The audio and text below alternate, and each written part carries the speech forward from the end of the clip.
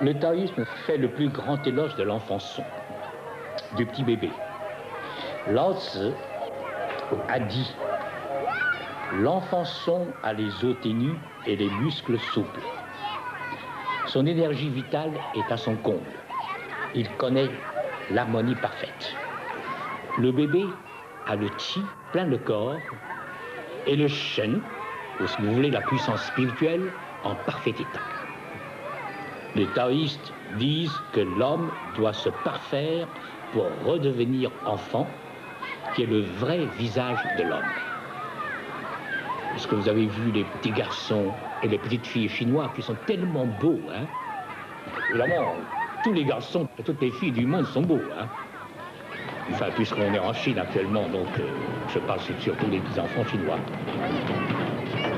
Bien.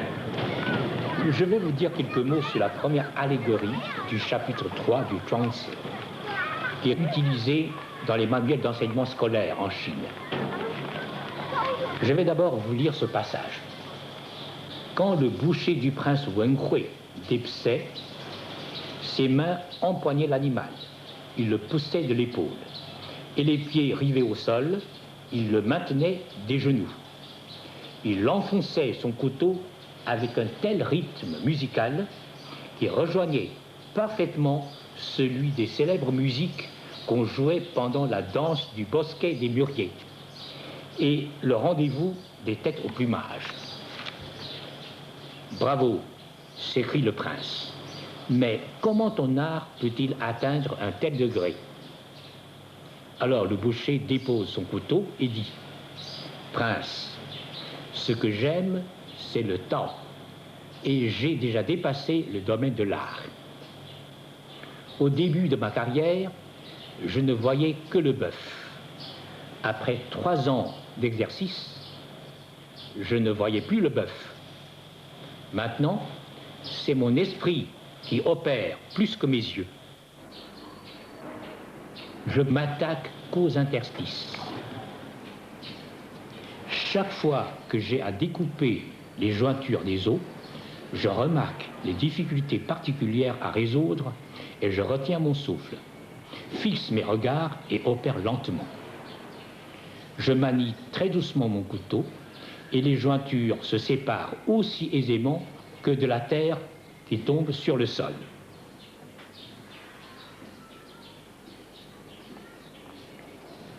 Je retire mon couteau et me relève.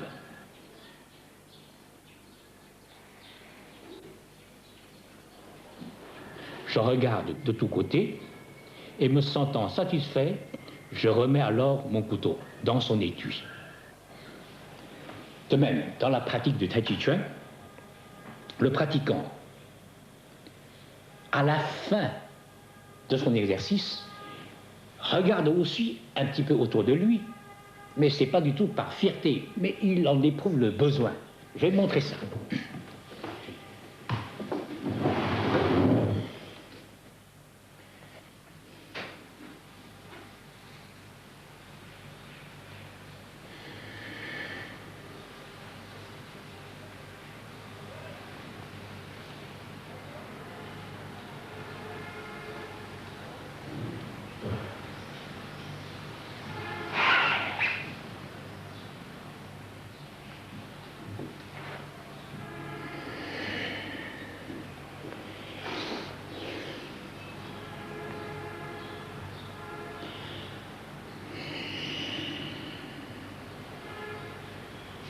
Vous voyez, c'est comme ça qu'il faut terminer son exercice, son enchaînement. Sinon, votre souffle retenu ne trouve pas un apaisement. De même, un grand maître qui fait du Tai Chi Chuan agit de la même manière. Quand il regarde un adversaire devant lui, il ne voit pas un homme, mais il voit des énergies. Et c'est son esprit qui dirige ses mains.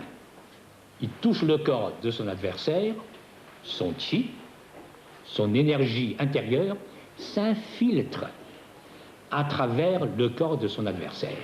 Et pan, l'homme s'écroule dans sa zone. Ou se laisse repousser sans aucune résistance.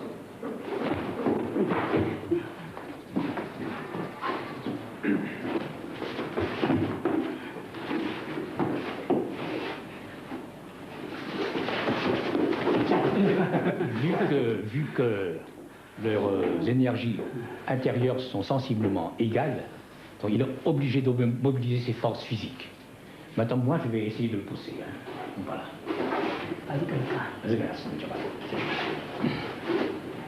Voilà, ça c'est le couteau du boucher, là.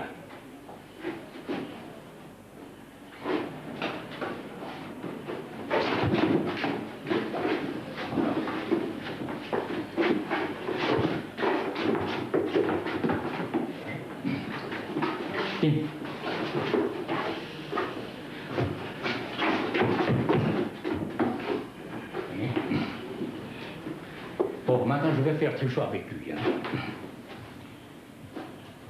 Je vais faire le parer d'abord, comme le feu. Voilà.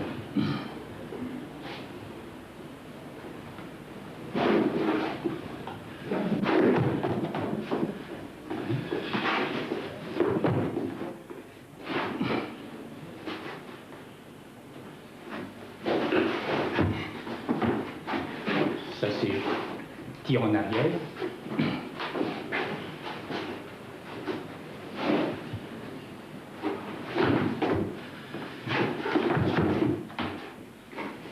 Ça c'est pressé en avant. Maintenant c'est de l'eau. Pousser, repousser.